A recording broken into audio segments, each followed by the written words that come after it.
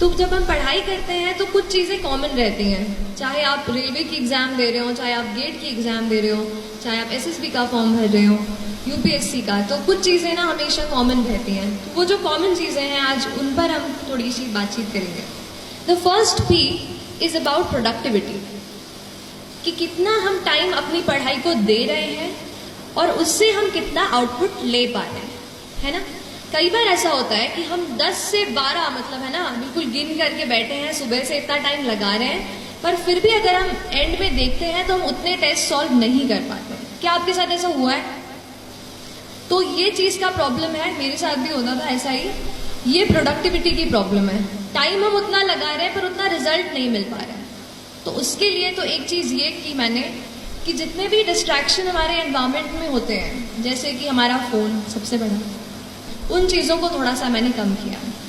उसके अलावा और भी जितनी चीज़ों में हम इन्वॉल्व रहते हैं इंटरनेट पर पढ़ाई के अलावा, उनको मैंने थोड़ा सा लिमिट करने की कोशिश की।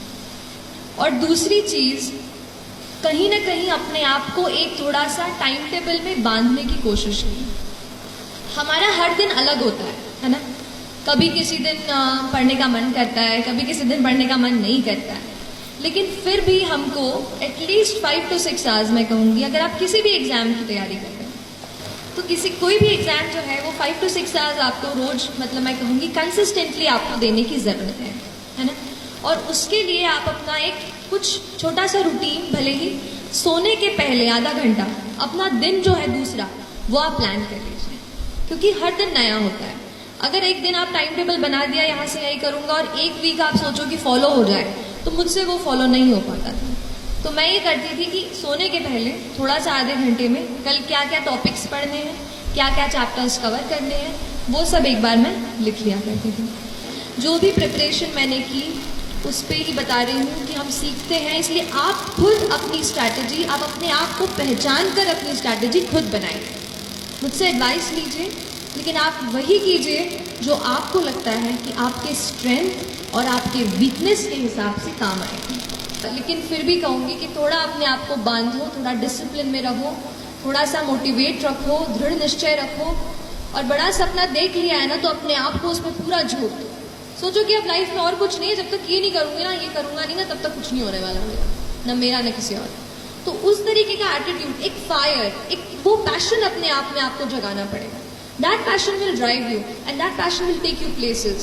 2-4 लाइन ही है कि डर मुझे भी लगता था फासला देखकर, डर मुझे भी लगता था फासला देखकर, पर मैं बढ़ता गया रास्ता देखकर। डर मुझे भी लगता था फासला देखकर, पर मैं बढ़ता गया रास्ता देखकर। खुद ब खुद मेरे नजदीक आती गई, खुद ब खुद मेरे नजदीक आती गई, मेरी मंजिल मेरा हौसला देखकर, मेरी मंजिल मेरा हौसला है। तो आप अपना हौसला बुलंद कीजिए, बड़ा सपना देखिए, बड़ा सपना देखने से डरिए मत, लेकिन जितना बड़ा आपने सपना देखा है उतनी ही बड़ी मेहनत करेंगे तो आप यहाँ आएंगे और फिर मुझे जरूर बुलाएंगे, है ना। चलिए, थैंक यू सो मच।